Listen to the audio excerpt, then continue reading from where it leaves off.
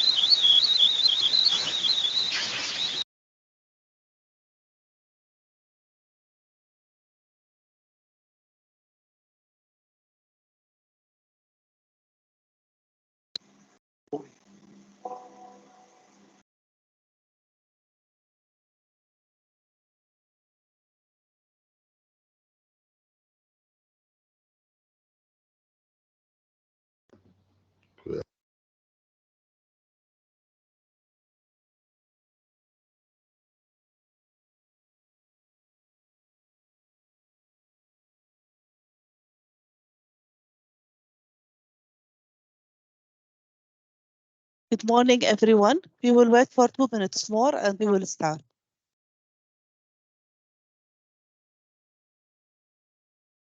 Good morning. Okay, thank you.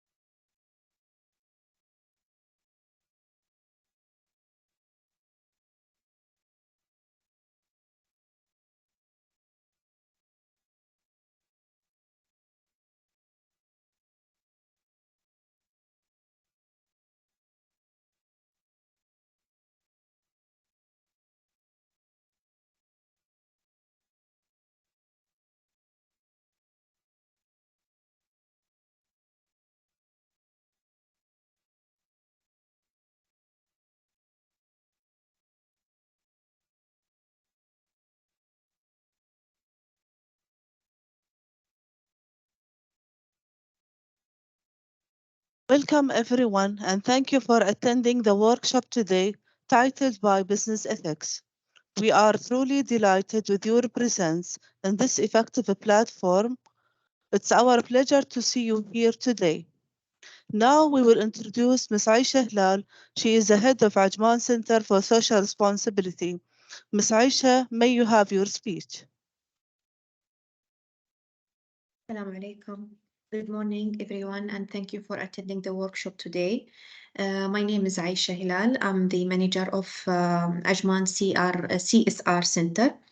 Today, we will highlight one of the most important topic that is related to the business responsibility, and also it's one of the economic pillars, which is business ethics.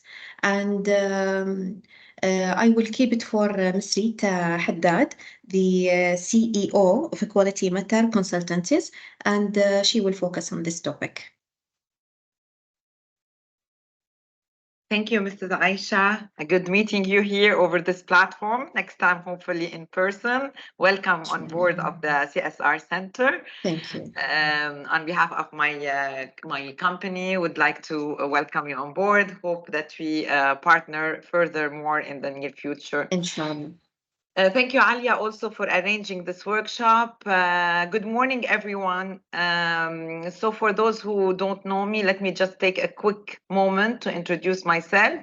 So my name is Rita Farha Haddad. I'm the CEO of Quality Matters Management Consultancy. I don't consider myself as a consultant for CSR, but we work together like partners for many of the CSR elements, sorry. So I have been working with governments for the last 27 years in the UAE.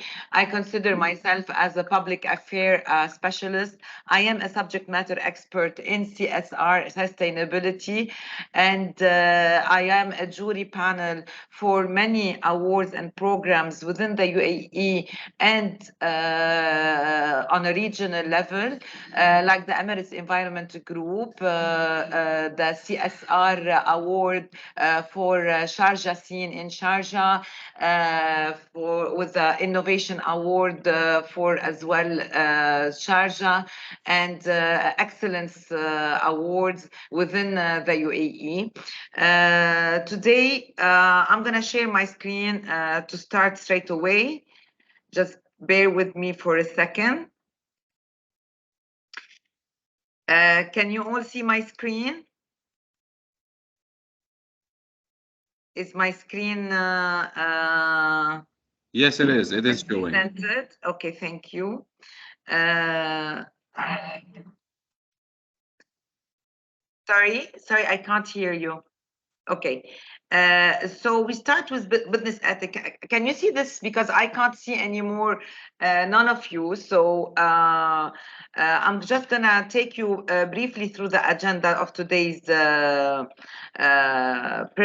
workshop. So we're gonna start by talking about work ethics definition and the importance in the workplace. We're gonna elaborate on work ethics principles, standards, and their connection with social responsibility. And you're gonna see the link, the strong links between business ethics, or what we call work ethics, and social responsibility. We're gonna go through some methods and applications related to business ethics. We're gonna talk about achieving sustainable business ethics at the workplace. Another nice topic is how to be on a job, traits, attributes, and ethics, work ethics in decision-making to ensure sustainable growth, corporate social responsibilities and its impact on performance. We're gonna go through some very interesting facts and figures, and then, like usual, we're gonna be linking work ethics with business excellence, which is our ultimate goal. You remember all when His Highness Sheikh Mohammed bin Rashid Al Maktoum, ruler of Dubai, wrote in his book, My Vision, he said, in the journey towards excellence, there is no finishing line. So, and this is what we're going to be seeing today. And then I'm going to give room for for questions and answers. However, please, at any time, should you have a question, don't wait until the presentation. Feel free to raise your hand or to stop me in any way you deem appropriate for yourselves, and I'll be more than happy to answer all your questions should you have any. And I hope you'll have many. Okay, sorry. So let's start with the definition in simple words of work ethics.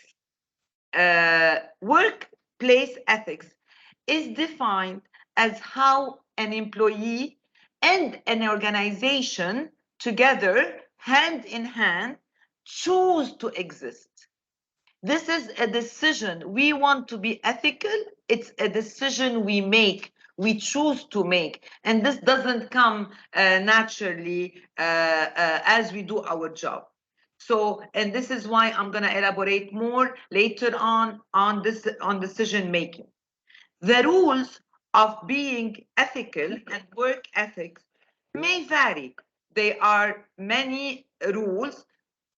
Many organizations embrace some of them, others embrace some others that are not relevant, but they all are based on the type of organizations.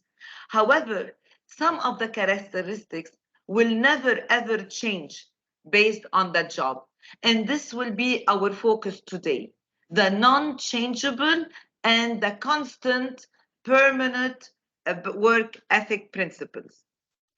Organizations and employees are urged whenever they do any job, they complete any task, or they make any decision to carry out the following. There are 5 principles that we need to have in mind while operating, and 5 principles that we need to have in our DNA when we operate. First, we need to set basic work standards. Yes, the organizations are urged to set their own work standards, their own rules, conditions, terms. Employees have the same obligations and responsibility. On the second place, in order to perform properly and efficiently, we need to understand what the stakeholder wants, needs, and expects. And this is not easy to do. This is one of the most crucial and vital elements that organizations need to take into account. If an organization produces a good or a service does not meet my requirement, I will never be able to go and purchase it. And that will affect at a later stage sustainability, growth, and performance. The third element is focused on constant and never-ending learning and improvement. In quality management, we talk about something called PDCA. This is a cycle for continual improvement. You will never continually improve if you don't continually learn and grow. So this is why you see many organizations ask for best practices, lessons learned, training. They carry training need analysis, and they go on and on about it. They have KPIs about learning and growing. And then work responsibly. And we say work responsibly as an organization, as a team. If I have a team made of 5 people, but one of them will not be responsible and will not act responsibly, this staff member will impact the entire team, the results, deliverables, and ultimately the services and goods I provide as an organization. And you need definitely, ultimately, to gain accountability. Every organization, every employee needs to be accountable for any decision made or service produced. Business ethics is an evolving topic. The business ethics previously, in previous years, were totally different than business ethics nowadays. However, like we said before, there are some elements that need to be present throughout in any organization, regardless of the activity of the organization. And I've highlighted in green the ones that would fit the best CSR, because I want to draw the link between business ethics and CSR, and this is the topic of our workshop today. Honesty. In CSR, if you're not socially responsible, environment responsible, in an honest manner, in a governance manner, you will fail to produce CSR. This is the same for business ethics. Honesty, fairness. If you go through the social responsibilities in CSR, the word social responsibility, it shows how fair we are to employees, stakeholders around us, and to the environment around us, how fair we are in our decisions. And I really emphasize the word decision while talking about anything, because whatever you do in your day-to-day life, in your day-to-day operations, you make a decision. I made a decision to start today at 10:30 my workshop. We made a decision to come, even if voluntarily or involuntarily, it is a decision made. Leadership,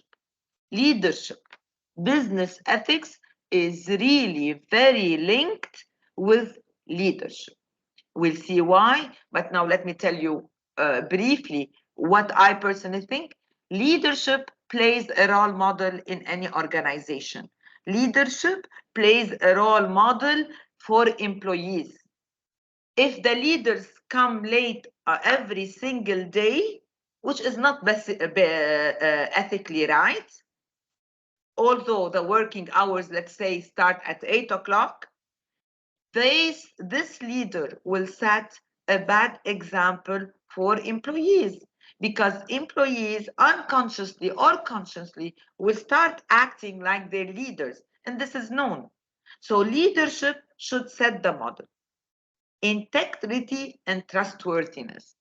If you go and deal with people, you yourself think that he's not trustworthy, this person can't be trusted, how will it impact your work?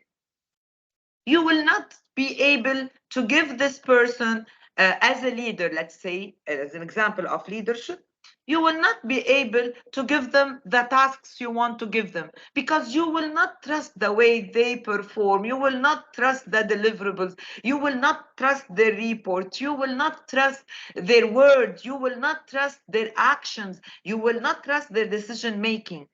And can you imagine the level of energy it consumes, or the negative vibes that it spreads around you, if you don't think there is integrity in any organization, and you want to apply for a job, but you know that this organization lacks integrity? Will you go and send your CV even if they pay you? You get worried. And by being worried, you will not be able to feel comfortable. And if you're not comfortable, you're not safe. And if you're not safe, this will impact your productivity. And this is known. The fifth element is compassion. When you are socially responsible for CSR, let's say, you are compassionate. This is a trait that should be within you as an individual in a team or as an organization. And this is why you become treating your society and your environment around you with compassion. You feel with them. You want to give back to them. This is compassion. Respect for others. Respect is a value that probably is one of the most important values any organization or individual can have or take with them. If you are loved, cared for, awarded and rewarded and everything, but you feel you're not respected from within, that will affect and impact your well-being in an organization. You have to have respect for others, and you have to have self-respect. Responsibility and accountability. I put accountability and responsibility in, responsibility should have been in green, because corporate social responsibility, it's all about being responsible. Responsible towards the organization, towards your team members, towards your leaders, towards environment, towards society, towards your economic growth. You are recruited and employed in an organization to ensure sustainability of the operations of this organization. You are not just employed to sit and do nothing. You have an accountability, loyalty. We speak nowadays about loyalty, loyal customers, loyal visitors, loyal tourists. Those are what we call also in business repeated customer. If you are great at work and then you don't ensure that your customers will come back again to purchase the same good or service or another one from your own company, you know that you have failed miserably. Loyalty is important. I always, whoever has attended with me workshop in the past will know that I use example from my day-to-day life, because this is a way to ensure that the message is sent to you properly. I worked with, I decided to do a small business. I'm not a business person. I'm not business oriented a lot. When it comes to things that are other than consultancy, I decided to buy an apartment, a small studio in Dubai, and to invest it. And the guys were good with me until I paid my check. Afterwards, I was ignored. They never picked up my call. It turned out that the inspection of the apartment went wrong. It turned out there was leakage and problem issues before I bought the apartment, although it was brand new. It was a mess. You know how many, I decided not to be loyal. It's a decision you make. I don't want to be loyal. This is a decision to make.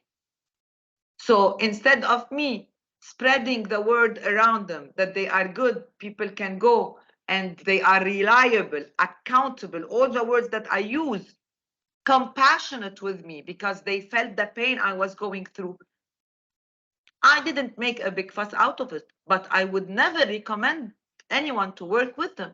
So the word of mouth, the loyalty that you need to create is important. Keep in mind, whatever you do, I want those people to be happy. Even if I give them the goods and services and the products that they want, I want them to come back. I want to be loyal, to feel that they are attached to what I've given them, and to spread positive vibes and words around them. Law abiding.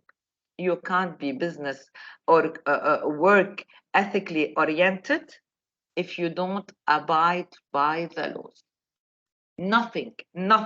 You tell me, I don't see that the law is fair.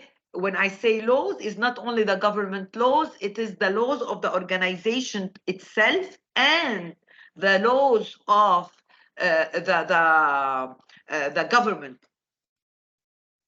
If you don't abide by laws, whether you're not abiding by laws because you think in your own minds that you are doing good to someone, you are being fair to someone else, you are triggering a problem, you want to resolve an issue, you're not ethical. So please, we need to change the perception. I help. Superman tried to help the world around him and to do whatever, Spider-Man, to save the world. If they were not ethical, the story wouldn't have gone, their stories wouldn't have lasted all these years. Transparent. Part of CSR is to be transparent. I invest when I buy anything from your organization. I need you to be transparent with me, to be honest with me, to show me your good figures, to show me what you've done with my money. I want to make sure that my money went for a good purpose. And this is when I'm talking about CSR especially. Doing good and to raise environmental concerns. Can you imagine that organizations have added doing good and environmental concerns to ethical principles, to business ethic principles? So that has become part of our routine and operations. Sorry, I've taken long on that specific slide because this slide summarizes everything to me.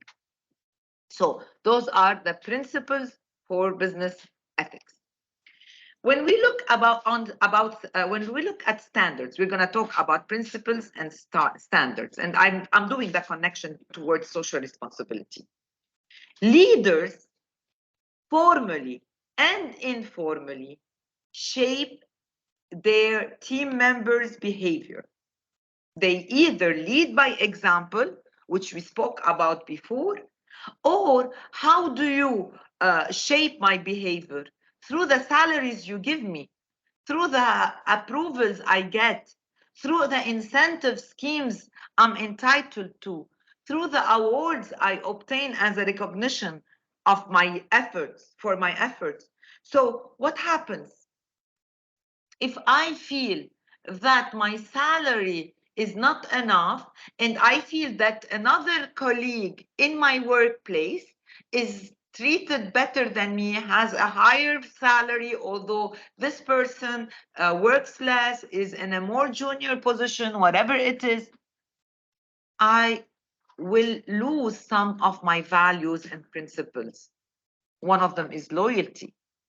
One of them is commitment or being responsible. Organizations must then select ethical leaders, because those leaders, as I just said, they are the ones who are behind the wheel, driving and shaping employees' behavior. If you go to a company and we have leaders that do not comply with business ethics, how accountable and reliable can they be? Nothing. They can't. People will not trust them. And later on, we will see if we spread the word around their unethical behavior, what will happen to the organization. And this is why, if you've noticed, many multinationals, what they do, when they change the CEO, when they change the leader, when they change the management, the board of director, if there's any change, they spread it around in all the news. I'm sure you've noticed this. But why? Why do they do that? Because they want to try and gain trust again. Employees and leaders, point 3, must not wait for codes, rules, and laws to be ethical. Because employees can be asked nowadays to set their own goals, to be seen as a moral person, and leaders to be seen as a moral leader. They have to put this as an objective. I want to be moral. I want to comply. You see, in many KPIs that organizations have, there are, I'm sure, KPIs related to the level of compliance to policies and procedures, level of compliance to the standards that they have, level of compliance towards their quality management system, right? So those are important factors that we need to take into account. So ethics can always be related to social and work responsibility. You can see that many organizations, they do have a code of conduct. Some organizations think that by having a code of conduct, they have covered all the aspects of business ethics. The code of conduct governs public relations and operational policy. So usually enterprises and organizations refer to these codes as business ethics, and they're an important part of several corporate environments. You have them, they become part of your day-to-day life. But how compliant we are with them, this is the question that remains sometimes vague. And this is the question that many organizations need to answer during external audits, and so on. So this is an example I've taken. I don't know if I have people here from the medical field. Usually we have some people attending some of the workshops with us from the medical field. So this is a professional ethic chart. It talks about two factors that we need to take into account. This is an example only, but you can take this example and start building your own professional ethics. So you look at internal and external factors to ensure reaching professional ethics. So internal factors, you have to look at individual character and responsibility. So when we look at individuals, team members, staff, employees, workers, whoever is with us, we look at accountability, work confidence. Work confidence is important because this is an internal factor that might affect your business ethics. Why? When you're not very confident during your work, what happens when you are asked a question? You might not tell the truth. You might come up with excuses, right? Because you're not confident, not because you want to lie. Self-control skills. You need to have some self-control skills. And when I'm talking about self-controls, it's anger management, soft skills. And this is, and I want you to take with you this example, and later on, start building what you see is right for your organization. So here we've put this as a sample text. This is where you need to continue. I want you to think if this session were more interactive, I would have asked everyone to give me an example. So of individual character and responsibility. But if anyone has an answer now or wants to say something, please let me know. I can't see you, but Mrs. Alia or Moza will help me if anyone raises their hands. Anyone has anything to say about this, to add more text to this box? No one?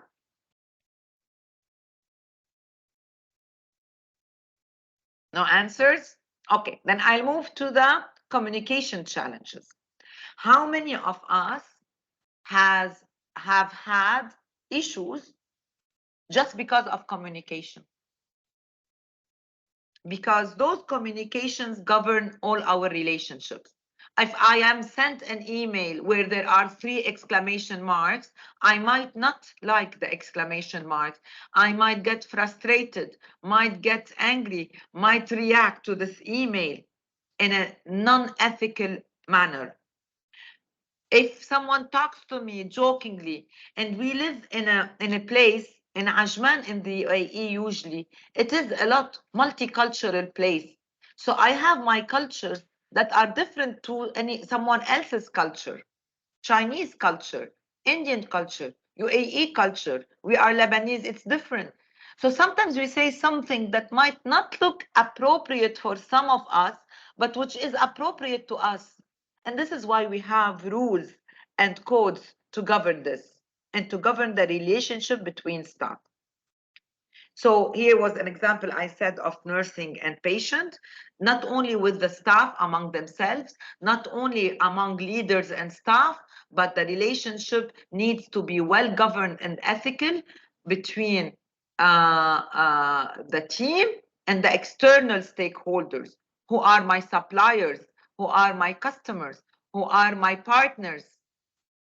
Okay, so those are the internal factors that will, if they are well managed and maintained, could contribute to us or to the organization reaching professional ethics. The external factors, the factors that are not within the employees themselves, the organization preconditions. When I say preconditions, I look at the facility management, the place to be. And this is part of corporate social responsibility, because an organization needs to be responsible towards its employees, facilities, equipment. If I am in a place now, I don't know what the weather outside is. I think it's very hot, it's very humid. If the AC is non-operational, not working, I'm not in a good environment.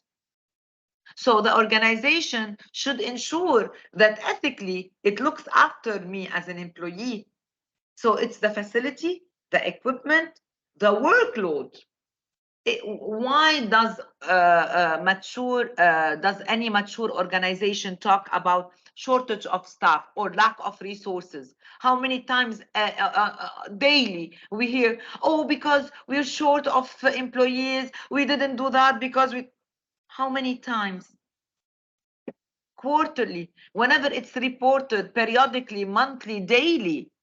So those are things that organizations should look after. And believe me, they are no longer part of human resource or human affairs or talent relations. It's about professional ethics. The support system is very important. I need to have an appropriate support system. And when I say support system, it's the people around me that support me. Sorry. It's my team, my leader, people at the back end, people dealing with customers. Flexibility. I always say quality is having flexibility. If as organizations, we are not flexible, people will not be ethical. They will have to break the rules. If you will not let me go, let's say, on medical leave, on health, sick leave, sorry, what will happen? I will take one day off and I will find another excuse. So we have to be flexible to a certain extent. Not that every day someone will be absent. No, that's no longer ethical. That's irrational. So we need to be flexible in our decisions, in our conversations, in our communication, in our codes, and so on. Effective reward and effective, unfortunately, punishment. Punishment is not a word that I use, but because I copied the professional ethics, I don't like to say punishment. I feel it is very childish. Even a child should not be punished, but taking measures that could impact their life. So yes, but those who make mistakes, we should tell that they've made a mistake. Not because they are our relatives or they are our friend or because they have a case, we should cover on them. Never, ever.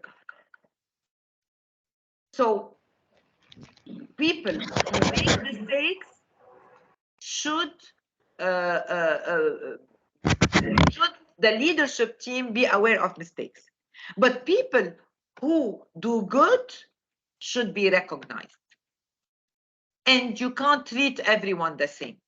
A person who makes mistakes, who are not ethical, exactly like someone who's committed, who's working hard, who's trying hard. I'm not going to say that work should be 100% error-free, but I should say working hard and trying to reach the sought goals.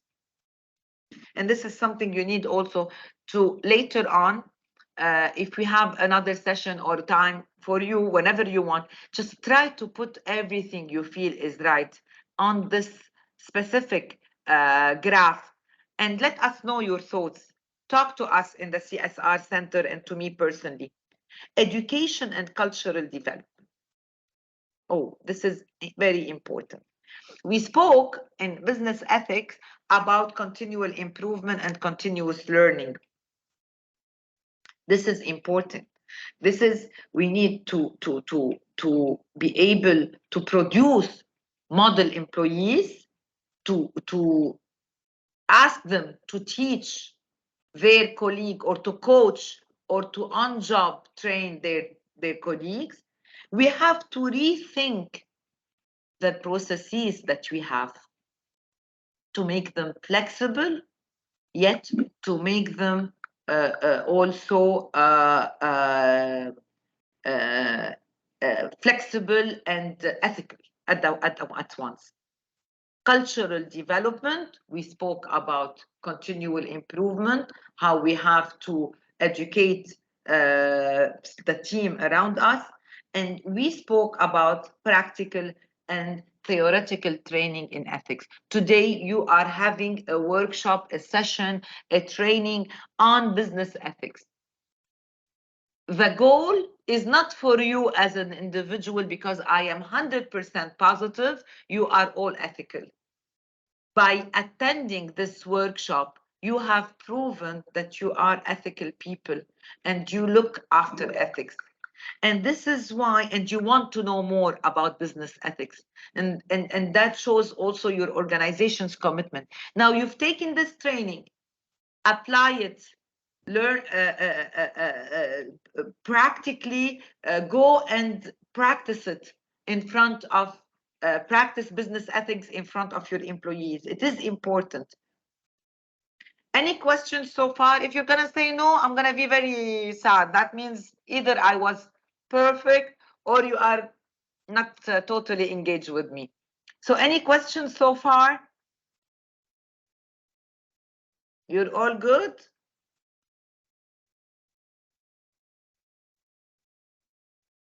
So I continue, Alia.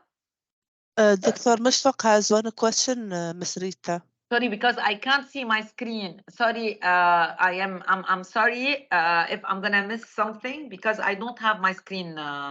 So Alia, can you help me with this?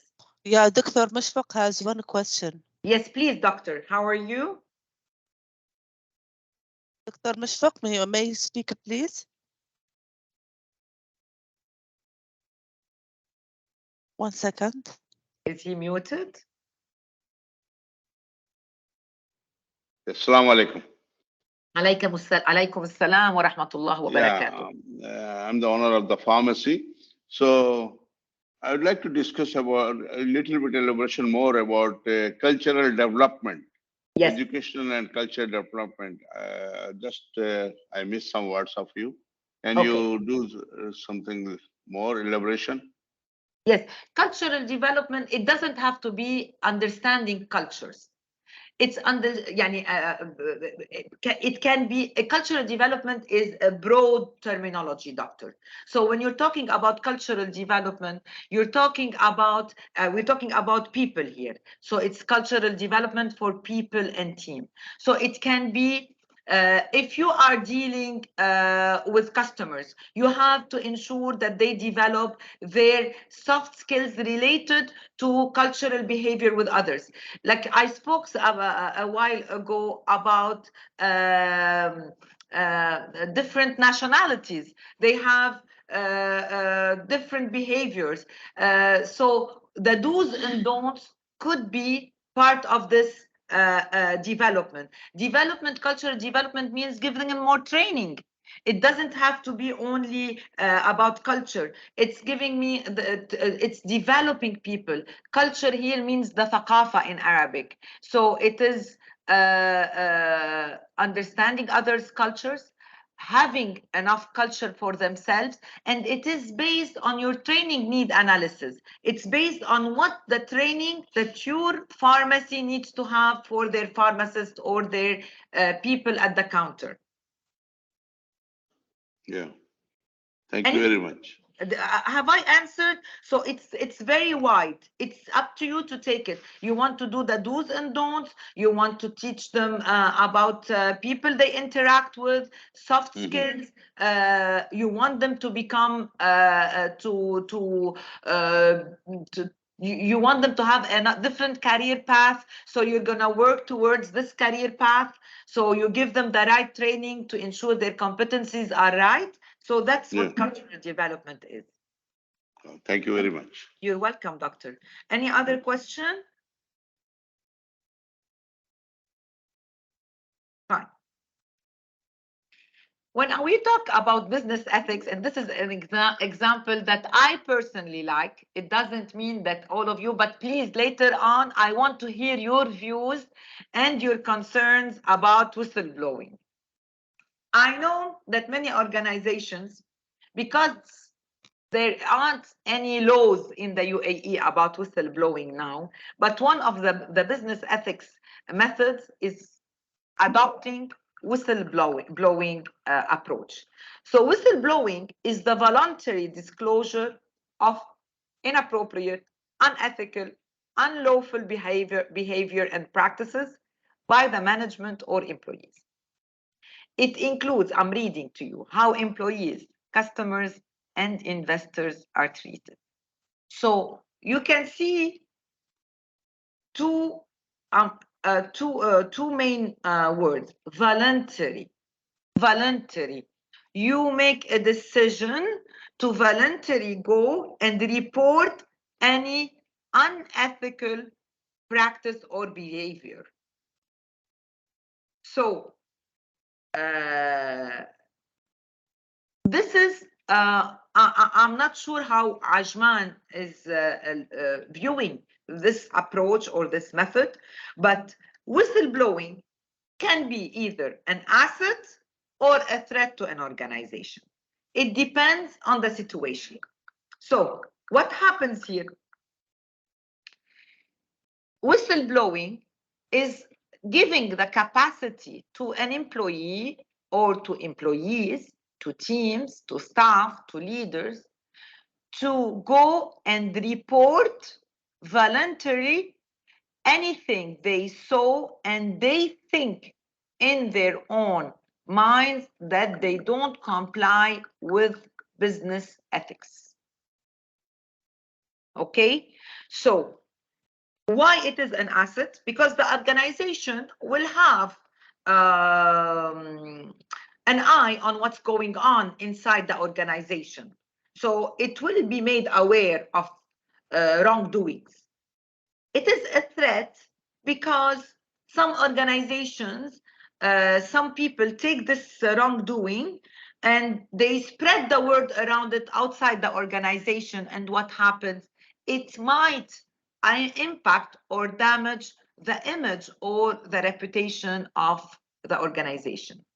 So it is telling others inside or outside the organization of wrongdoing, and people decide whether to whistle blow based on the perceptions of the wrongful act, their emotion, the codes of conduct of the organization, and a cost-benefit analysis.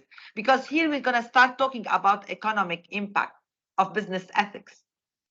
If I work, Doctor just mentioned that he owns a pharmacy, and God forbid, if someone is employed, he doesn't have enough background, is a cashier, and suddenly he sees that he's selling a lot of pharmaceutical products, medicines, drugs, and whatever, and then, but the return is low or something is going wrong, cost-benefit analysis, he might ask all the employees to keep an eye, to do the whistleblowing, to use the whistleblowing methodology.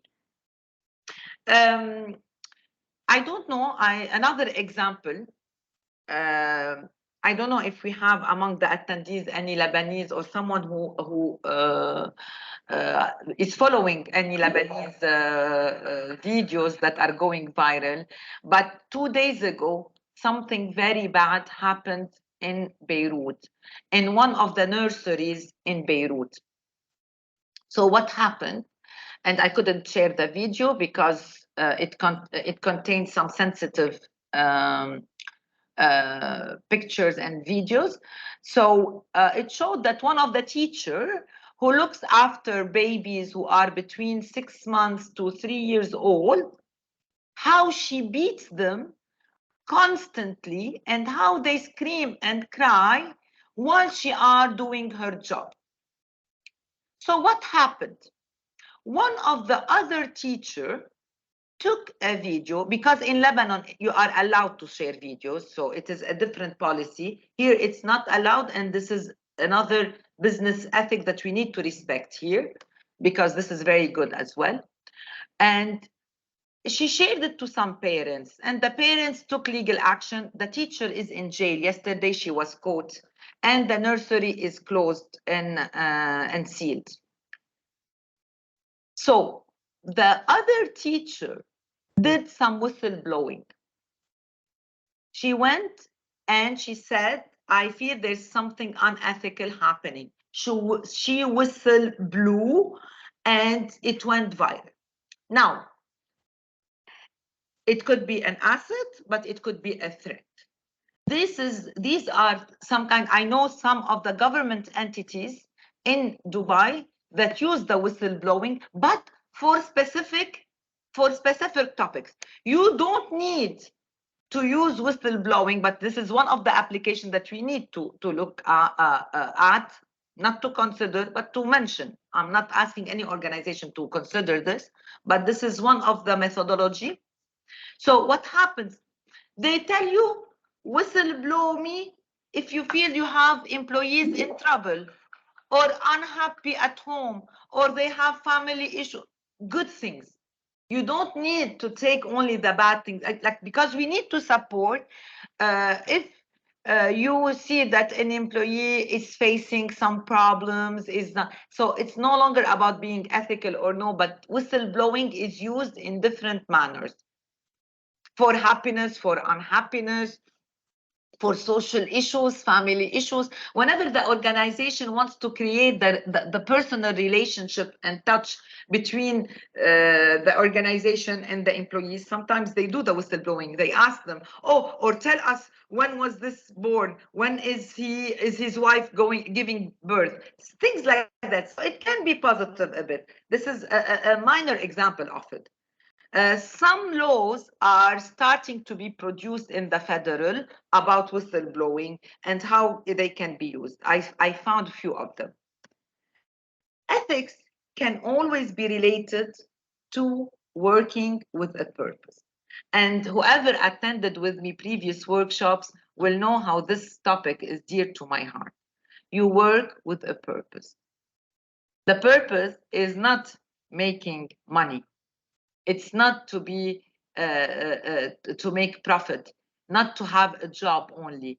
Purpose means a corporate, a social, environment responsibility, or part of ESG. I work and I know this organization has a purpose. It impacts my life and the life of others, whether it is natural, environment, or societal. So if you look at this small graph that I have, this is your job, what you do, and what is the purpose of this job? Not only to make profits, to look after people with disabilities, maybe this is a topic. My organization helps talents, artists, people in need, less privileged people, catastrophes and disasters, whatever happened in Turkey, Syria, whatever, and the impact. Employees will see the impact of their life and of the organization. And this is very important when you see your own impact. So, and then the job will have a meaning, and you will be happy and you will be ethical. And this is working with a purpose, is doing good thing with a purpose, being ethical with a purpose, And it was noticed during one of the 2021 research that 83% of employees value purpose as one of their top priorities for the meaning that it gave to their everyday work. 83% thought when we are doing our business with a good purpose, for a good cause, for a good reason, I am happier. It gave my day-to-day work a meaning. And this is a very powerful drive, and it encourages employees to be committed. Once I know that if I work and if I do this, 20% of the children can go to schools and can be educated because I will help them continue pursue their education, they will have more motivation to do their job. So engagement usually, when an organization have a purpose, what happens?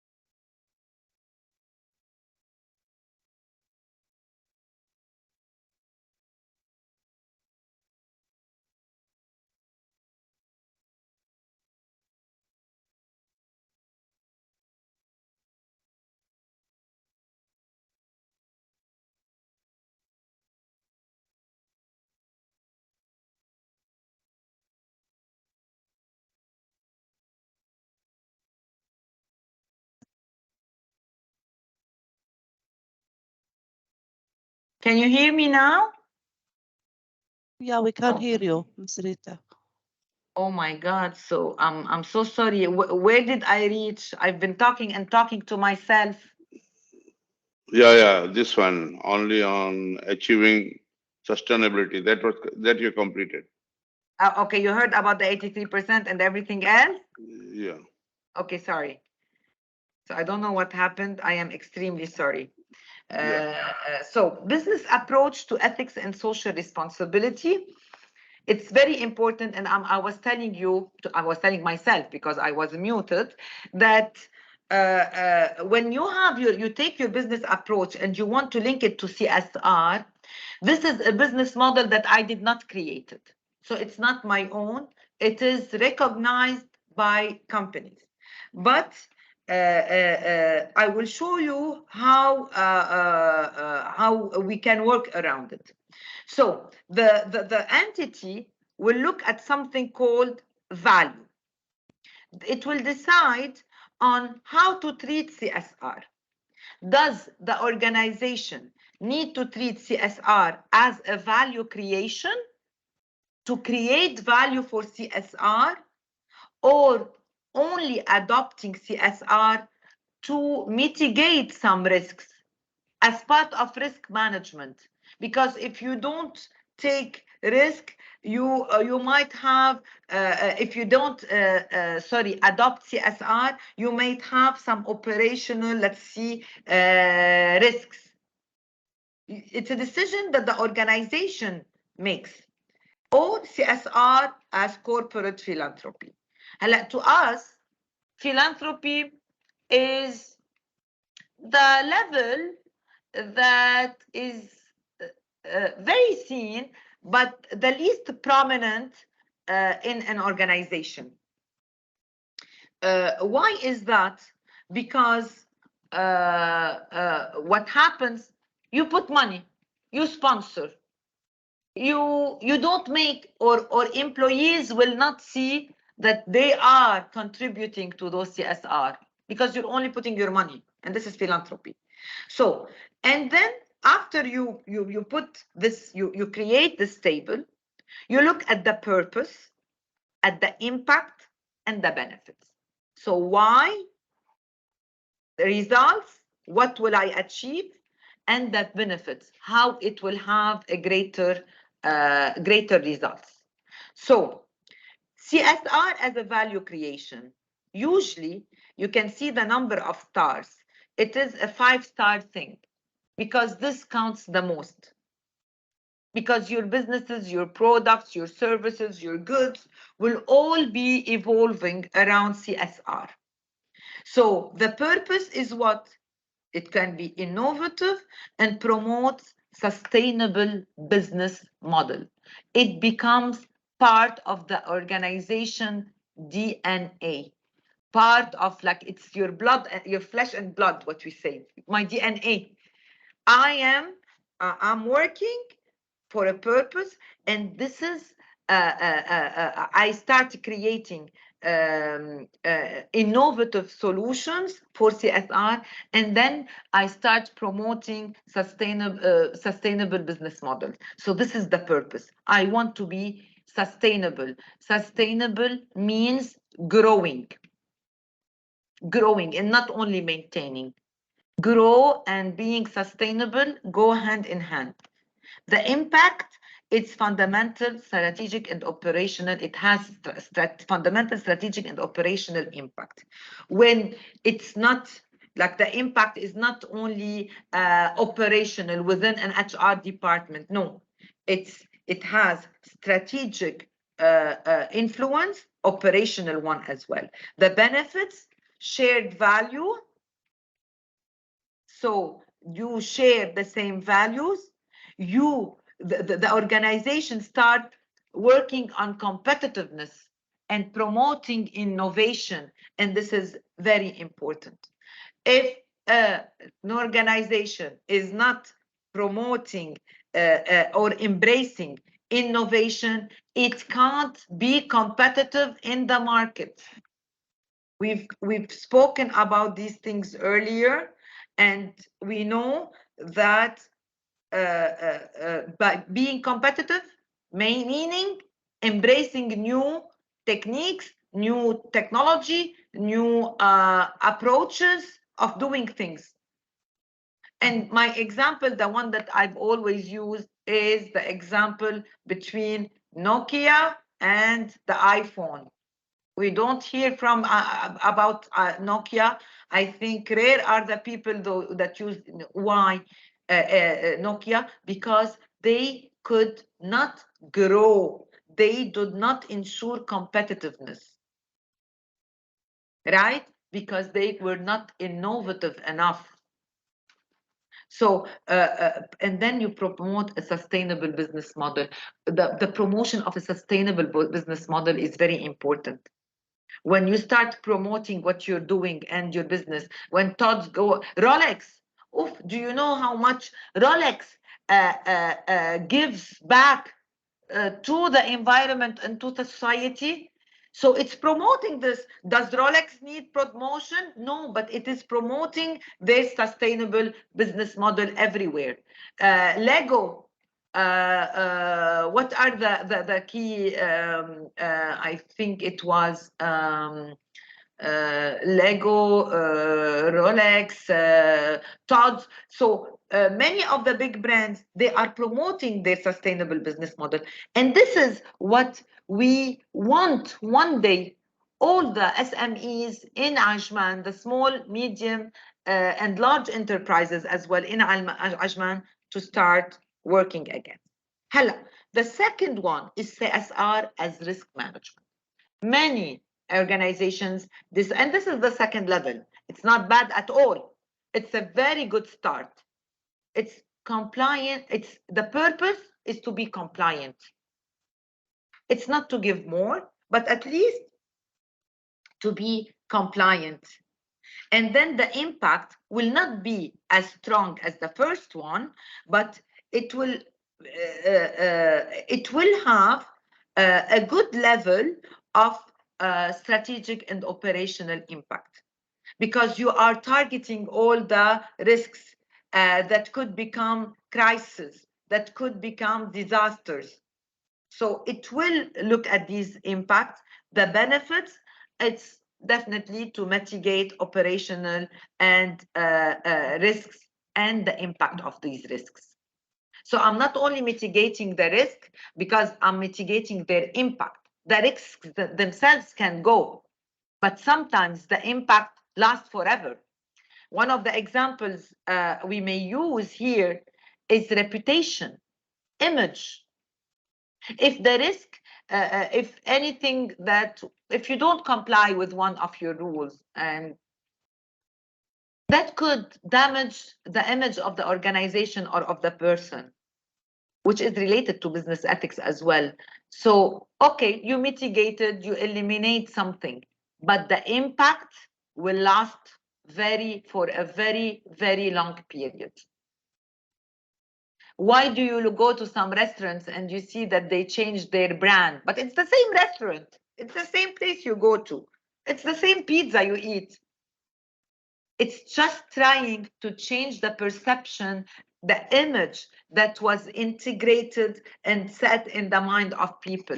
So sometimes you eliminate the risk, but the impact of the risk takes a longer time to be eliminated whenever you are not socially and business responsible.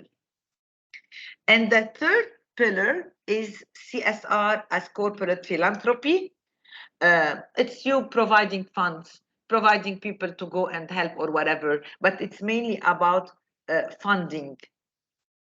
Okay, so the impact on your strategic work and your operation is not very important, but it is it's not bad at all, because you said to yourself, I don't want to have this headache. What I'll do now, I will go and I have some money that I will not use, or I will allocate some budget for some philanthropy, and I will go and take it to build a garden, let's say, for children, or to buy wheelchair for PODs, or to buy some hearing induction loops for people with hearing disability. So, okay, you've sent the money away, you've done your bit, you're relaxed, but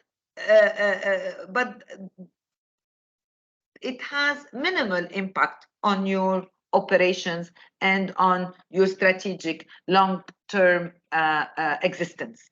So the benefits could be corporate philanthropy and sponsorship. This is how you are benefiting others.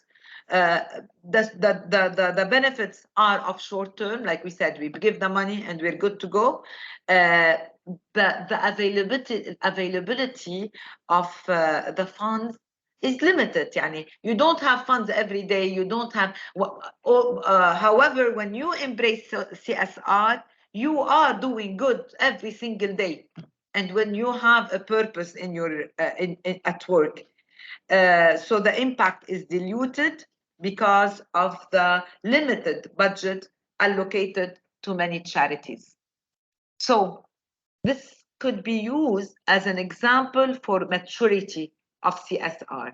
And this, whatever it is, should be done with a lot of business ethics. Especially, to be honest with you, if you're looking at the CSR as corporate philanthropy, because it's all about money. So you need to be very ethical, because you are responsible and accountable for a lot of money. And this is a very important element in our operation, because this relates to economic and growth and so on. So are we okay till now? Can you hear me first? Yes, we are hearing you very well. Okay, any questions so far? I hope you're waiting till the end. Yeah. Okay, good. So, achieving sustainable business ethic at the workplace, we want to evaluate our social responsibility and ethical duties at once. So a number of questions you may ask yourselves.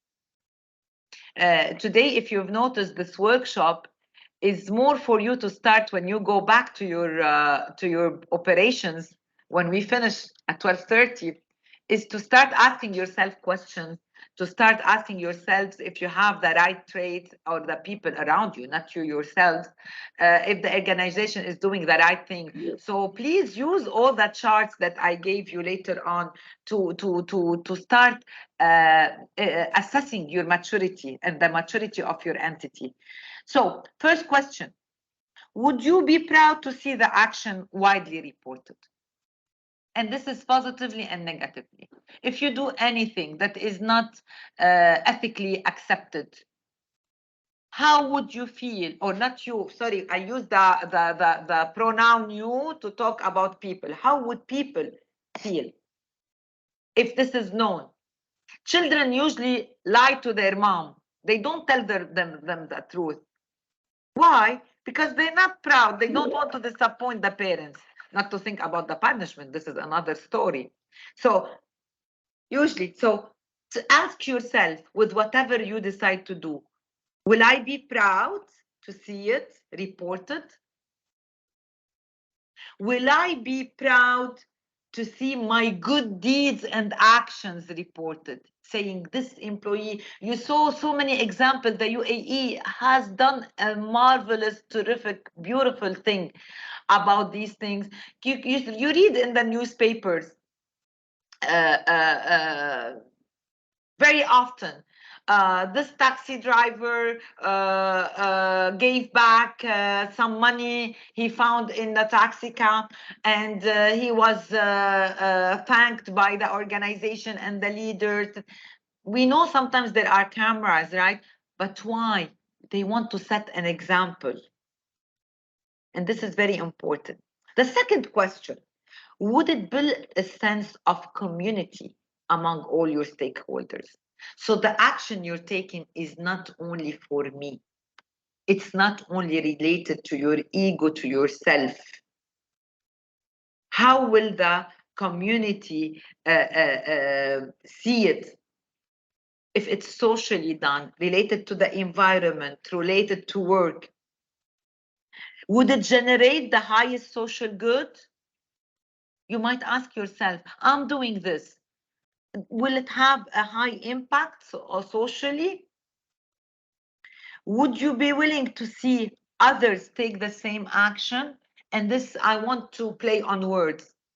If someone does something that is not really right, or is not positively impacting other, would you like, if you do it, would you like some other people to do the same to you? Positively and negatively. Does it harm the least amongst us? This is another question you might need to ask. Does it interfere with the right of all others to develop their skills, to develop themselves, to work? So few questions. Whenever you're making a decision, take them in mind, keep them in mind to ensure that you're good and to feel good and proud about yourself. How to be on a job? You are on your job, you're doing your job. What are the traits, attributes, and ethics you need to adopt or to enjoy? So, firstly, we spoke before, earlier, about communication. So, purposeful communication.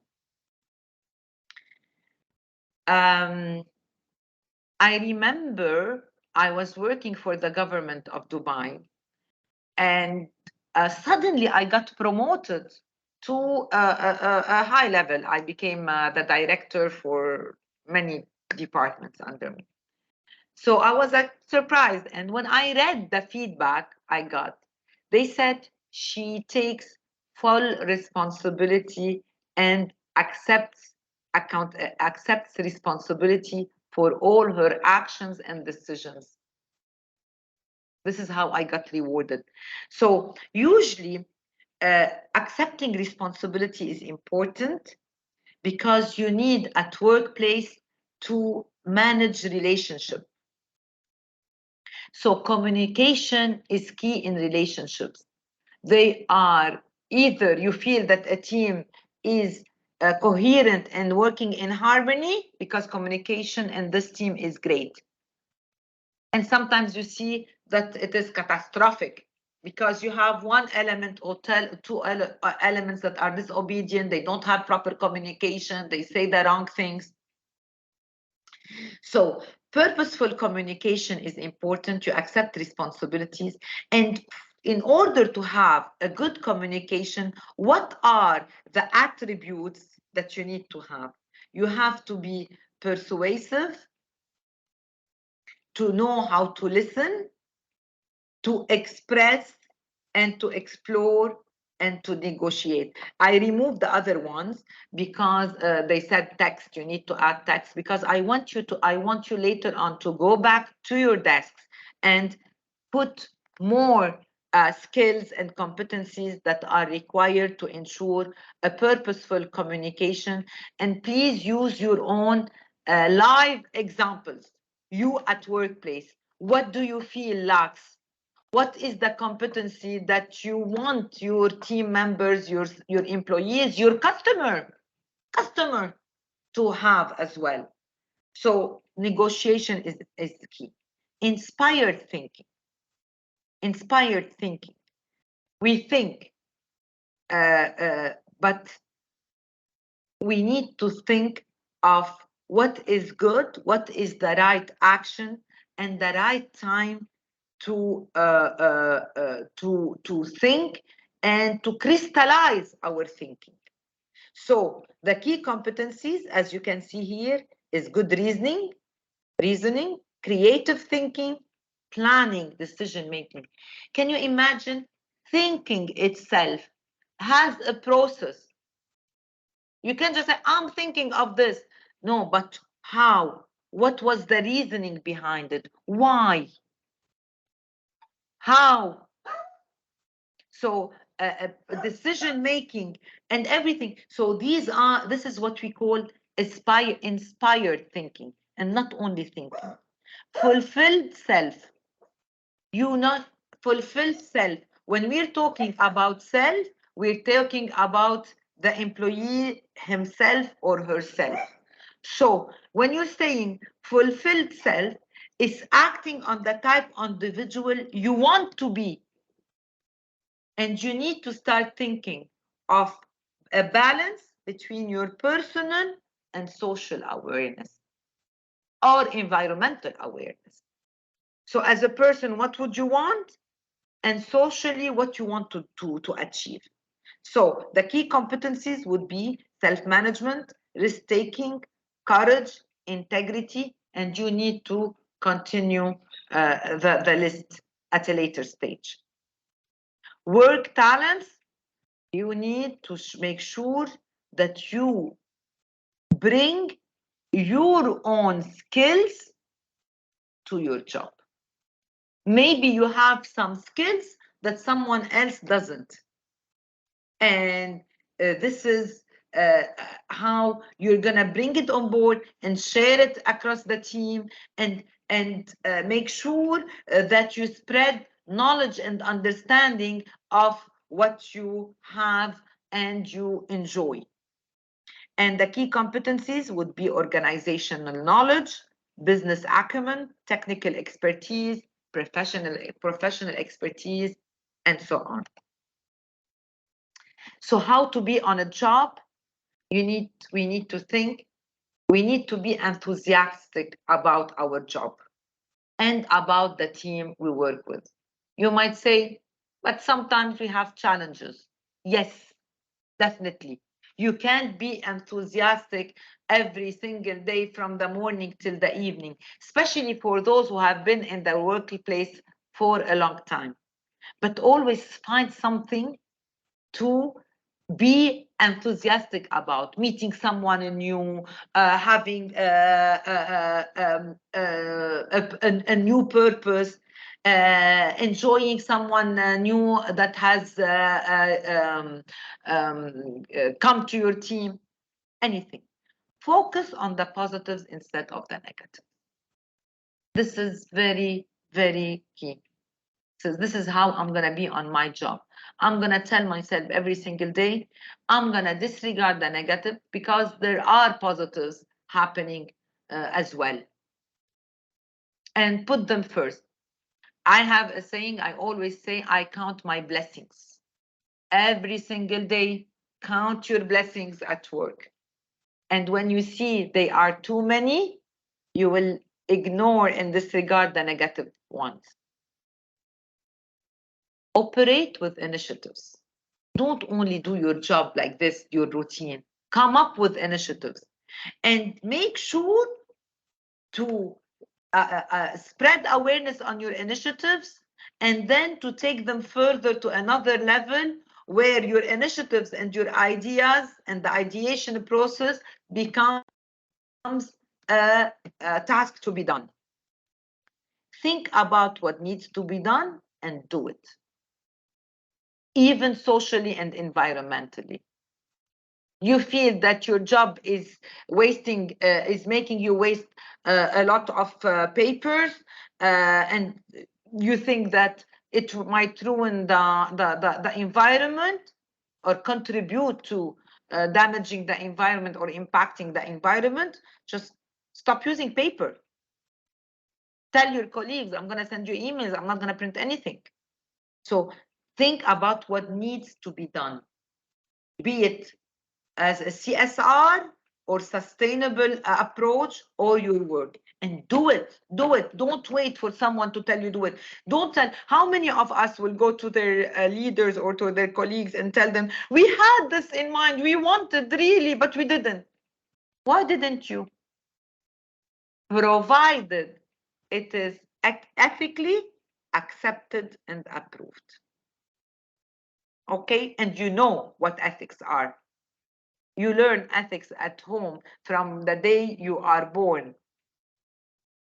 Have good character traits because employers look for people of character. When I interview employees, some people come to me with 10 years of experience, but when they speak to me or they speak to you guys, you feel there's something about their attitude. How many times do we hear, oh, I think they have an attitude issue? So I always go for the person with good attitude because experience can be gained. Work can be learned. Characteristic attributes and good traits are usually innate and developed. So you always go for someone with good ethics. Accept personal responsibility. And this is key for any business. When you conduct business, you accept responsibility. And this is one of the most important elements of ethics and of CSR, corporate social responsibility. The word responsibility is mentioned everywhere. Accept personal responsibility. If you've done something that you think was not right, just tell whoever needs to know, not the world, whoever is affected or impacted, it's me, my bad, my mistake. And those who worked with me can know that. You take responsibility, you are more respected. When someone comes to you and tells you, sir, I did this wrong, I apologize, it will not happen again. What will happen? The leaders, the person will not come and rarely will take punitive measures. Right? So there is an example about Ford, the car brand Ford. There was one employee in Ford, and he made a bad transaction that cost the organization millions and millions of dollars. So it was shown in their profitability report. It was reflected there because this is part of transparency and reporting governance. And they got this high management person and they decided to take action. So the board of directors was called for a meeting and all the leaders were there. And then Mr. Ford at that time said, what actions do you think is suitable for this type of mistakes? So one of them raised their hand, the first one, he said, he needs to be kicked out of his job. He needs to be out. This is an unacceptable mistake. It has cost us a lot of money. The second one said, no, we keep him, but we will not give him his bonuses. You know, those in this type of companies, you get bonuses and incentive schemes, and we will deduct it from his, start deducting from his salary. The third one said, we will remove all his remunerations. Everyone gave a different solution to this issue. And then Mr. Ford said, I'm going to keep him in his job and I'm not going to take any measure. But I'm going to spread the word around what happened. Because now I know for sure that this mistake will not be repeated again. Because he's done it once. He went through the hard times because of this mistake. We are sure now that he's going to do everything in his power so that this mistake doesn't happen again. Because if you get someone new replacing this person, he might have to go through, make the same mistake. So he kept the talent. And the guy accepted responsibility at that time because he's the one who came towards and said, I made a mistake. And it was shown in all his reports. So this is accepting personal responsibility. So when you are having the character traits that you need to possess is when you are on your job, be credible, be trustworthy, be useful, be optimistic, look at the positives, flexible, cooperative, responsible, accountable, and a great team player, even if you are a leader. You are a team player. In an organization, no one leads, everyone plays. So remember, for being ethical, remember your goals and objectives. I have objectives. I have goals. Definitely the organization will put for me goals and objectives that can be reached and that are ethical. So I need to keep this in mind. I need to remain focused on my goals and objectives. Obtaining and keeping your job depend on the type of employee you are and the leader you wish to become. Keep this in mind. At any time, no one is indispensable in any organization. No one, no one. From the bottom to the top level. So you need to make sure that you obtain the job, you keep it, and dream of the leader you want to become so that you work ethically towards your goal. Although we may not be the type of workers we hope to be, let's think always of continuous learning and endless improvement. And this is what we meant by cultural as well, cultural training that we spoke about earlier with Dr. Now, I have this very short, it's a TikTok video, but I like to take you through it and I'll tell you why.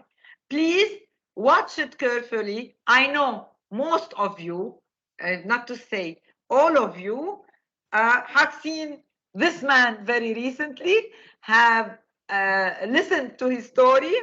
So let us take it Can you hear or you can't hear? Is the sound available? No, cannot hear. Okay, let me then. Okay. Oops, what happened? Sorry. Oops. Sorry. Okay. It's taking me. Okay, let me.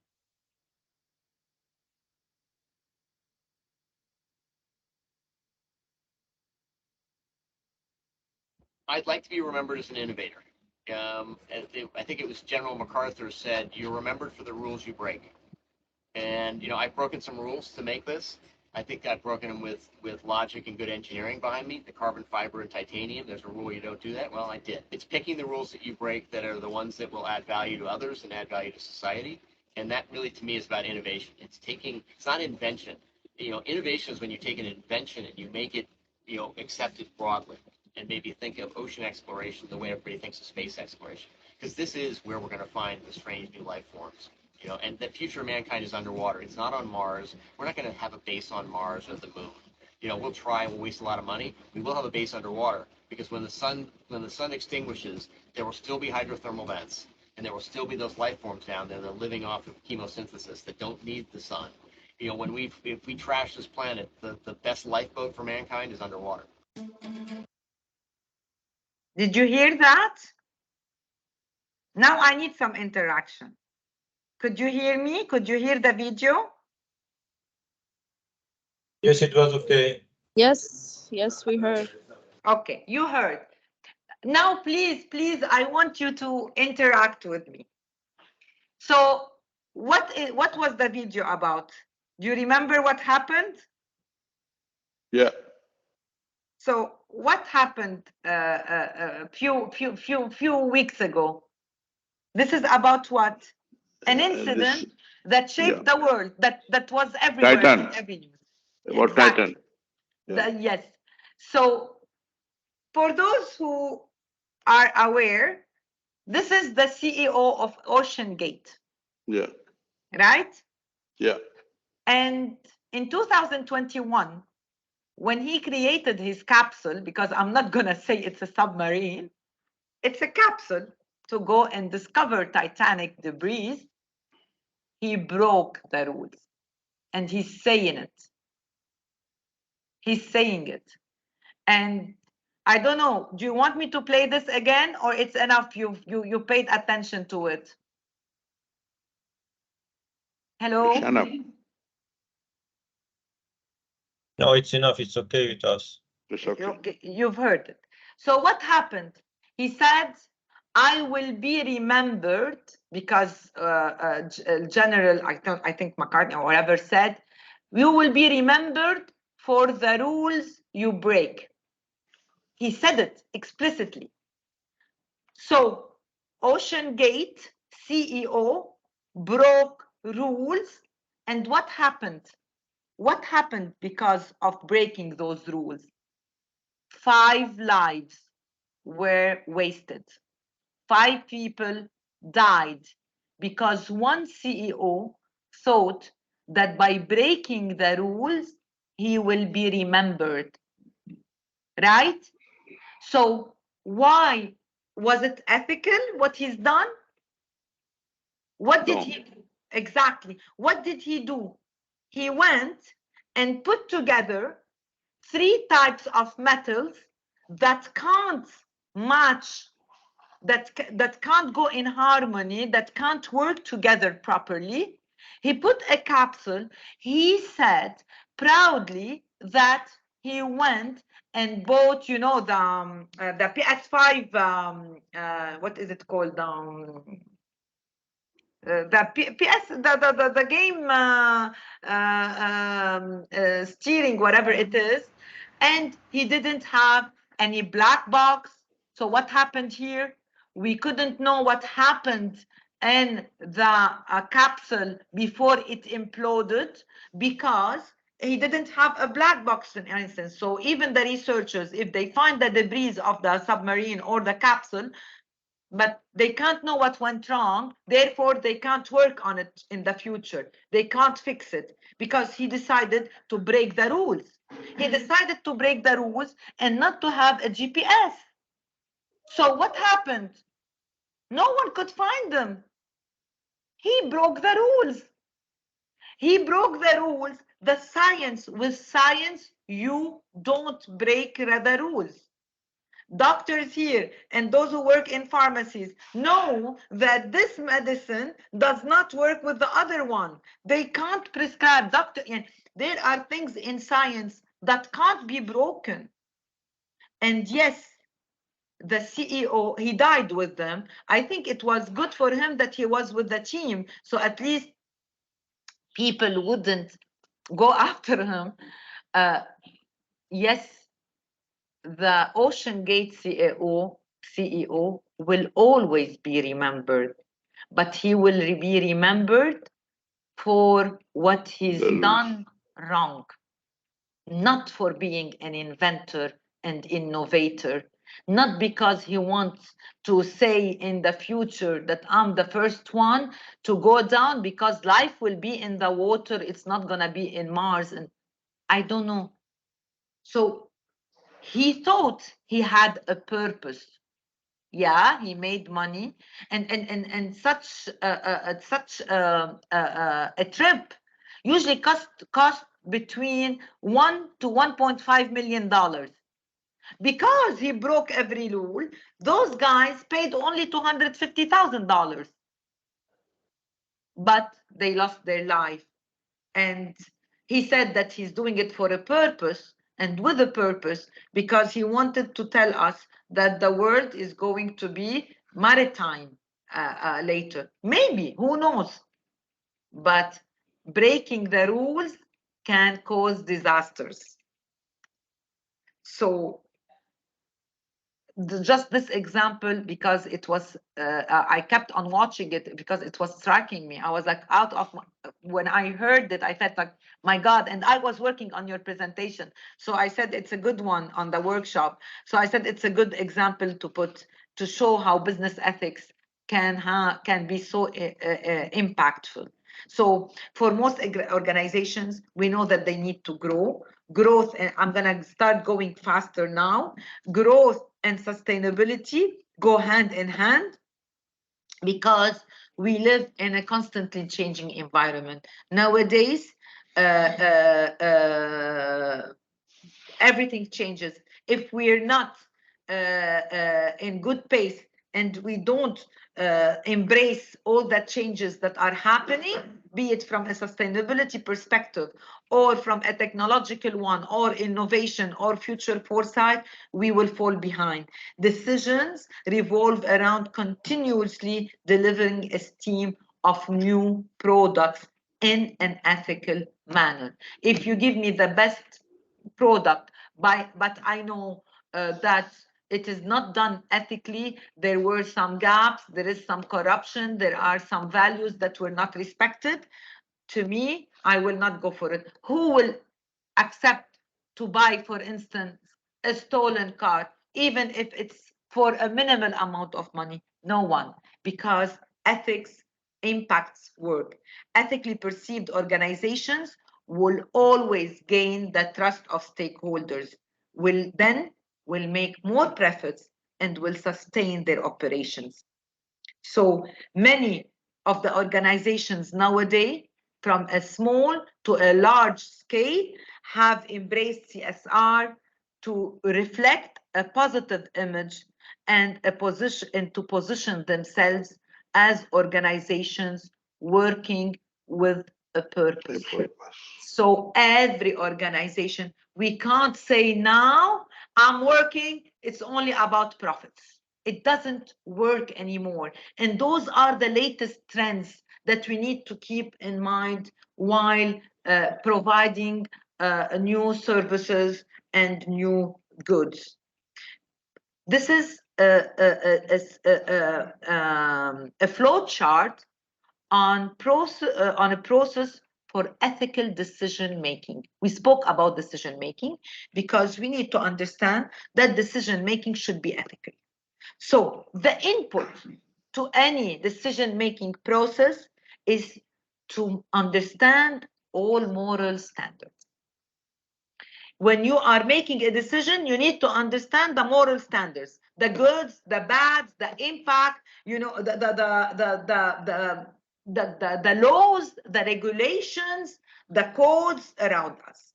Then you need to recognize all moral impacts, benefits, harms, rights exercised, and rights denied. Maybe if you create a product nowadays that is not accessible for people with disabilities or POD, some organizations and governments think that those are not morally accepted. Education in school now is talking about integration and inclusion, right?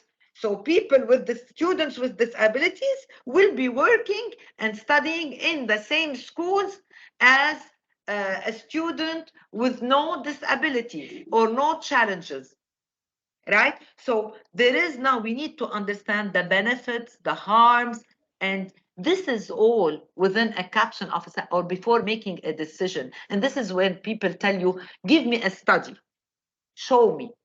And then we define at the core, we define complete moral problem, what's happening, what is the problem, and then we determine the economic outcomes. We made this decision because we want to be profitably oriented, definitely. We are a profit organization. We need to generate revenues, but we need to consider the legal requirements and evaluate our ethical duties.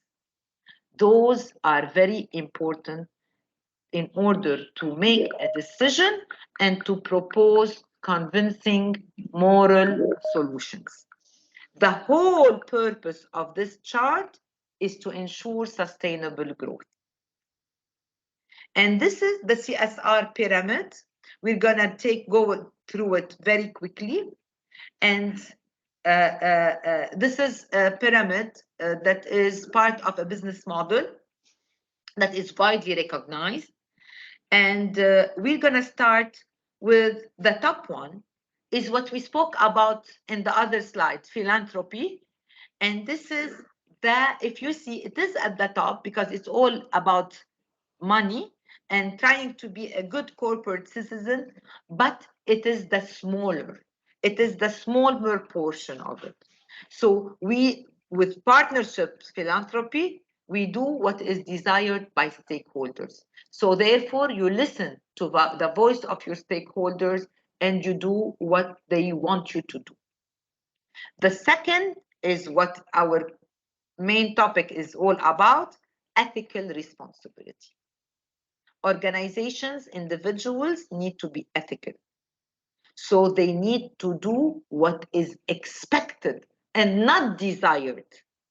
If you look at the term up, desired, what you desire, you want to have money, you want to ensure that the money is there in the partnership. But with ethical responsibility, it is expected by stakeholders. They expect you to be ethical. I will never go and work with someone I think might not be ethical, definitely. So it's an expectation. Legal responsibility, which is linked to ethical responsibility here, it's to obey the laws. And what did the CEO of OceanGate said? I broke every law. He said it clearly, widely, and it went viral. He didn't obey the laws. So the legal responsibility now is taking it is, we need to do what is required. Those are requirements. Requirement, must have, must do. Economic responsibility, definitely. You all, everyone. I work to make profits at the end of the day, to ensure economic growth, right? Everyone does that. If we're not going to make profits, or we don't want or if we don't envisage having making profits, and being economic sustainable, we will not exist. Even if we're making some losses sometimes, but we know that on the medium to long term, we're going to make some money. So this is economic responsibilities and do what is required by capitalism and having capital. So what is profitable? Doing well by doing good, business ethics and CSR, organizations can maximize profits and act as good corporate citizens at once. Don't tell me because I am spending money on philanthropy or allocating budgets for my environment topics, concerns, or socially to embrace people with disabilities, I will not make money. No. Because the reputation you make will make you grow and you will be attracting new segment targets, new audience, new targets, people who want to work with people who are good CSR advocates. CSR can be used as a competitive advantage. Oh, definitely. Definitely. If it were to me, I would go, I know that this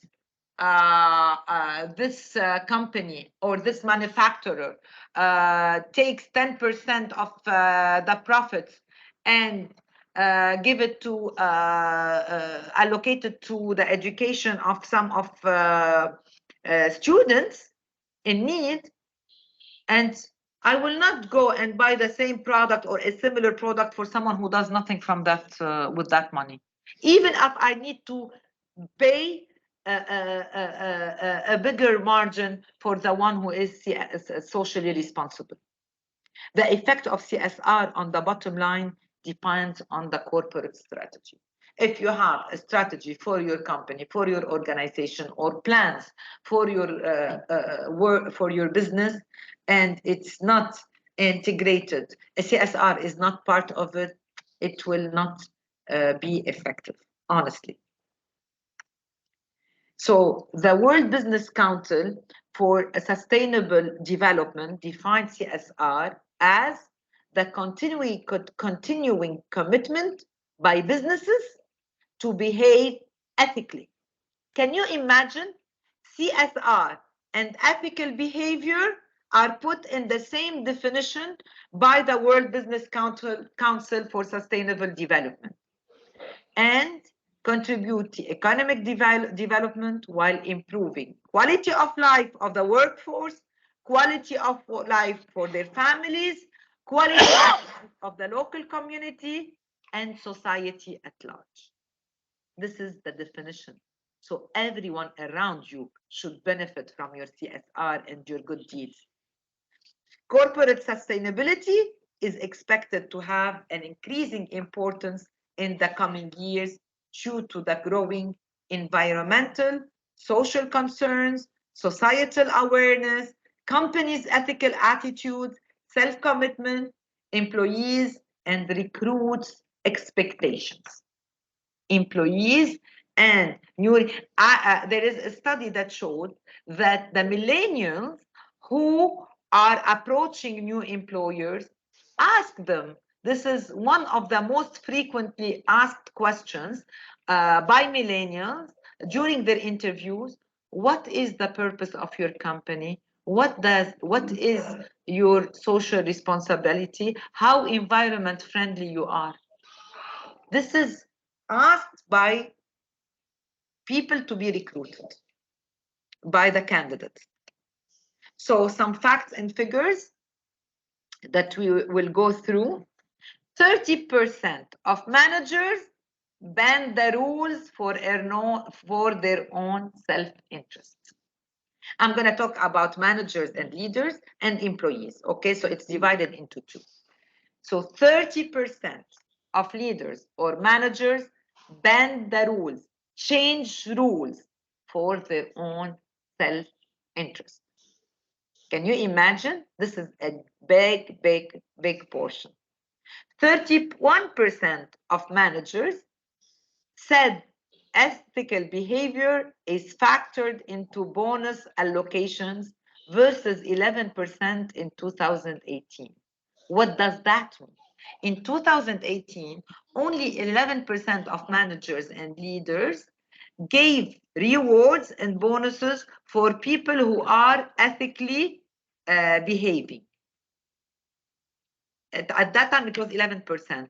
Now, in 2000, that's 2022, sorry, 31%, they said that they will allocate bonuses for people who are behaving well, not producing well, not working well, behaving well. So change of perceptions and actions in organizations. 35% of managers tell white lies in the workplace every single day, which is not very ethical. This is a study that was conducted by McKinsey, by the way. So 35% of managers tell white lies. We're not talking about lies, small lies. They might tell, they might give, how many of us get deadlines? Like, we need this the report by tomorrow, it's urgent. And then we find out that our leaders will need to work on them on the following week. So sometimes it's not ethical because you are being put under pressure, working, and for something that is not. But this is a white lie because they want to put pressure on you to see how you work under pressure and to make sure they have the right final version on time. So I do excuse them. 55% of leaders state ethical behavior is considered during their workers' performance review.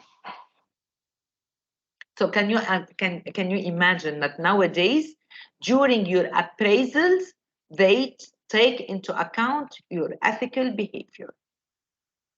55%, which is changing. Because before it was, he's reaching all his KPIs, all his targets, yes, no, okay, fine, we appraise them. No. Now they look at that. And this is why organizations now put values. And they monitor compliance of employees with the organization's values. Values, you don't put them only and post them on your websites just to say that we have values. And the values are in most organizations the same. In fostering innovation, team playing, I don't know. Values should be values that staff are assessed against. So 55% will look at your business ethics during your appraisal. Yani no problems, no complaints, no one no absenteeism or little absenteeism, coming on time, leaving after working hours, whatever. 39% of employees now think that their leaders sometimes didn't keep their promises. Keeping your promises is very important to your credibility, accountability, and one of the principles that we went through earlier, which is trustworthiness, right? You need to gain trust. So you need to, if you say something, keep your promise. I will reply to your email by Friday. Please make sure you reply by emails to the emails by Friday. 24% of employees said their leaders have invaded their privacy. This is in the same survey. 24% of employees said their leaders had invaded their privacy. And privacy is part of business ethics. Now you see the airlines and everything, and when you Google anything on the website, they tell you we might have your data. You need to accept about invaded their privacies. They know about your personal issues, your salaries. They went and checked your emails, your communications, so on. 23% of employees said their leaders cover up their mistake by blaming others. I think this is very common, and you see it. I'm very shocked with the percentage, 23%, because I think that many. Usually leaders take responsibility. They don't blame others. And this is the trait of a good leader. So, but still 23% of employees thought that their leaders covered their own mistakes by blaming others. A 2019 survey, now some facts, not figures. There was a survey on key workplace behaviors that strongly correlate to a healthy ethical cultures. And some statements were written by the employees. The most common ones were 8. They said, high performers who violate our code of conduct or values are tolerated. So if you have an employee who performs great, but even when they violate their code of conduct or their values, they are accepted because they are good performers, because they don't want to disrupt their comfort zone. They want them to remain productive and whatever. So they allow. Those are statements only based on the survey. Managers in my organization, they said, I'm taking exactly what they said, act as if they are above the rules. I am sure many of you have seen that firsthand. Our employees trust that their leaders consistently make values-based objectives. Employees in my organization feel pressured to achieve immediate objective, even if it means acting in ways that are inconsistent with our values. In order to reach your objective, you might do things that are not right and that are not meeting the values of the organizations. Employees hesitate to speak up out during team meetings because they worry about how their managers will react. I'm sure some of you were in meeting and they said something and then the manager jumped in. Employees question decisions when they conflict with our values. So what happens? Some decisions are not right. And this is when employees start questioning them. And this is when the organization or the leaders start losing accountability. Employees do the right thing, even if it's not in their personal best interest. They found out that the lower level of employees do what is right. Even if it's not right for them, it will impact them negatively. Employees are comfortable skipping levels or going to a level above their direct boss to raise ethical concerns. When they have ethical concerns, usually employees will not go to their own superiors. Even if it's about a team member, they will skip levels. They will go to the highest level to tell them about an ethical issue. Linking work ethics with business, I'm looking, sorry, at my time, with business excellence. This is the business excellence of the government of UAE. This is the model that the UAE government entities follow. It talks about distinctive value, vision realization, and enablers. Okay, with a percentage given. I put this business excellence to show you how business ethics are an integral part of all the elements that the government assesses periodically. By saying, by looking at the first one here, sorry, you will see enhancing well-being. By saying enhancing well-being, so being socially responsible towards your employees and towards their work-life balance.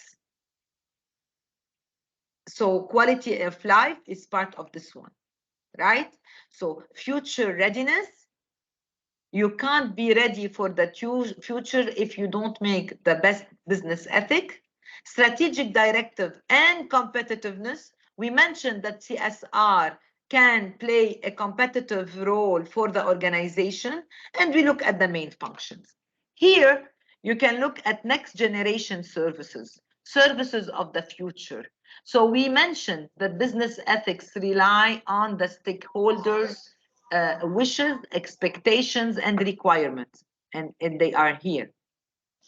Intelligent enablement, talented professionals.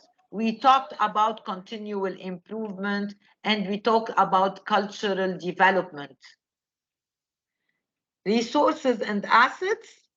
Here we talk about the environment, the built-in capabilities, data and knowledge management. Partnership is part of philanthropy as well. Government communication, we spoke about communication, and we spoke about ethics in communication. We spoke about transparency. We spoke about reports. We spoke about analyzing profits, KPIs, results, and the right way to communicate the results. The business ethics excellence model is based on as an input. So we have here at the core of the organization, we have the codes. This is the codes and the standards. We look firstly at the moral culture, the values. We look at the regulations and about communication. And you saw it in the other business model that I just showed you for that government adopts. So regulations, communication, morality, it's all into corporate codes. To do that, you need to ensure corporate governance. So it's business analysis, internal auditing, business performance assessments, analyzing your profitability, analyzing your KPIs, analyzing your ESG, your sustainable goals, conducting compliance with your policies and procedures, audit, internal, external. All of these are corporate governance that are key to the success of an organization. And then you look at the CSR, and this is the link with business ethics and CSR. So environmental actions, and you give it a weight. Put a weight for your environmental actions. Your social activities, give it a weight. It might not be 50-50. You might be saying, I'm going to focus on people, not on environment, and vice versa. So look at these. And economic stability. The ultimate thing is to ensure economic stability, sustainability, and growth. I want to finish by 3 statements that I've come across. I was judging I'm a jury panel, and I was judging 2 days ago one submission from one entity, medical entity as well. And it said, treat the earth well. It was not given to you by your parents. It was loaned to you by your children. I love this statement, and I wanted to share it because I just kept reading it to understand. Treat the earth. Earth is environment. Earth is people. Earth is society. Treat the earth well. It was not given to you by your parents. It was loaned to you by your children. Prophet Muhammad sallallahu alaihi is reported to have said, preserve the earth because it is your mother. The Holy Quran appoints humankind as trustees of God's creation. It says, the heaven and the earth and the mountains. So each of us shares a responsibility to care for the natural environment. And those are 3 elements I needed to finish my workshop with because they really touched my heart and they made sense and purpose for this workshop. Now I'm open for any questions. I hope you have some. Excuse me, Ms. Rita. Sorry. Hello. Yes. This is Mialia Bisrita. Excuse me, for all the audience, can you please fill the evaluation form in the chat box? to make sure that you fill this to get the certificate later on.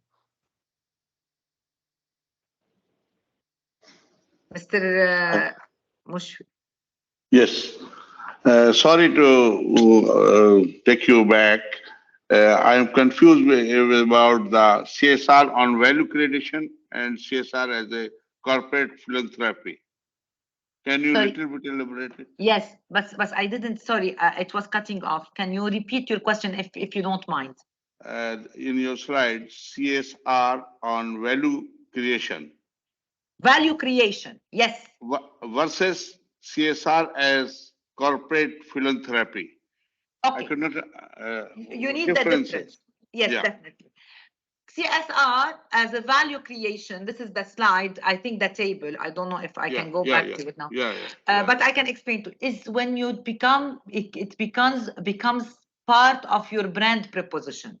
If you've seen on that slide, it is a 5-star, right? This is the highest thing.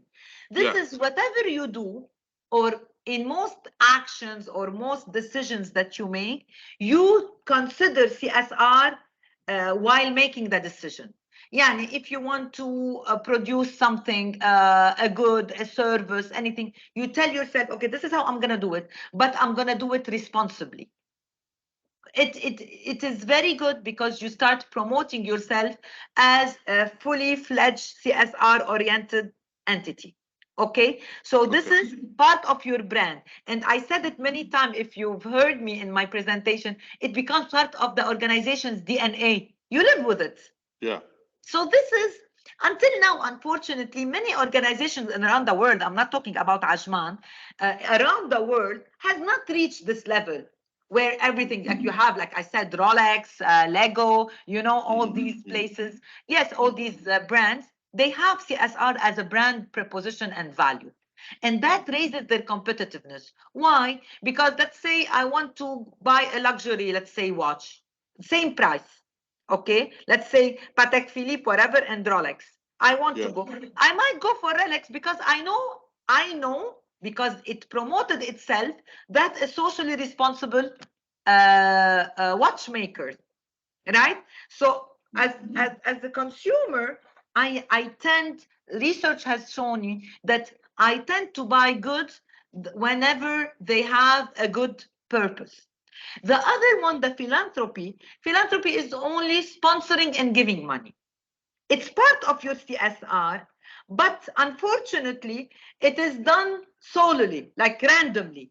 Yani someone comes to you and tells you, we need this amount of money to preserve the forest or the mangrove in Ajman, right? So you pay money. You tell yourself, I have my conscience clear because I've paid my money. But because it is related to budget, sponsorship, you know, they promote you, they put your name, oh, this company has done this. But it's only about allocating budgets. It's the easiest way, you know, and it's not part of your day-to-day operation. So you cannot go and say, I am a CSR, or you might say it, but it's less, the least valuable. Did you get the difference? One becomes at the back of your mind, whatever you do in all your operations, your services, your goods, your employees, everything. And the other one is only allocating budgets for a good cause, which is good. We want people to allocate budgets, sponsorship budgets, and things like that. So less effort, less awareness for the employees. But both are required. I hope I've answered this one, right? Yeah, but both are required. Both are required. Both are equally good. Yeah. It's sometimes people will come to you and approach you as an entity to tell you, we just want budgets. But then it is your right to take it one step further, to tell them later on, give me the reports, what happened with, and what was the impact on the environment, if it is an environment related. And that shows your commitment. And this is how you start building your CSR different dimensions. Not only you gave them the money, you want to see the reports, right? The impact of the money, how good it was, how many benefited of it. And maybe later on, you will start participating in some other things. Philanthropy is important. it helps a lot because this is a quick win, right? Because this is a quick win. Directly, you give the money, you see results. With the initiatives, no, it takes more time. Yeah. I hope I answered this one. Yeah, thank you very much. Thank you very much. Anytime. Any That's other clear. questions? Thank you. Excuse me, everyone. Please, can you fill the evaluation form So in the was I chat that box? good or you're bored? No, it's very good. Thank you, sir. Hello, excuse me, everyone. Can you complete the evaluation form in the chat box? اوكي تم ان شاء الله. أي سؤال؟ Anybody have any question? No, thank you, madam. Shukran. أهلا. عفوا. It's very good and very. Thank you. I appreciate your feedback. Ms. Rita, there is a participants from the Saudi also. Oh, great. Welcome on board.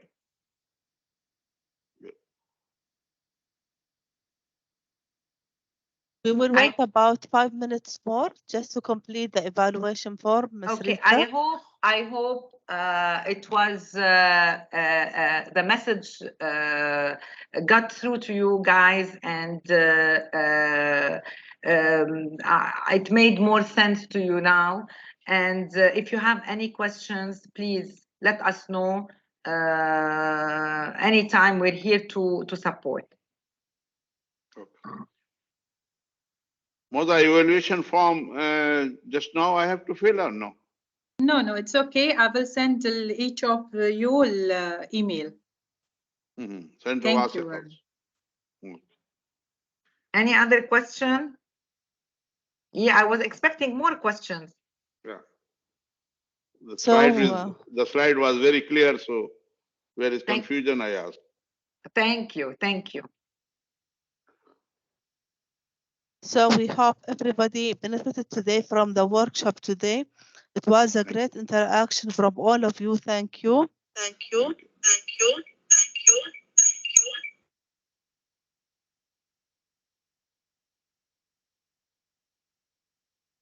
Hello. Hello, Ms. Rita. Thank you for giving us this session today. It was very beneficial and comprehensive for all the audiences. And it was a great interaction from all the audience today. And thank you for all of you for attending the workshop. We hope to see you in the upcoming workshops and other sessions in the near future. So we are waiting for about 2 minutes more just to fill the evaluation form. And Ms. Rita, thank you for giving the session today. Thank you so much. See you soon. Take care. Shall I leave or you want me to stay?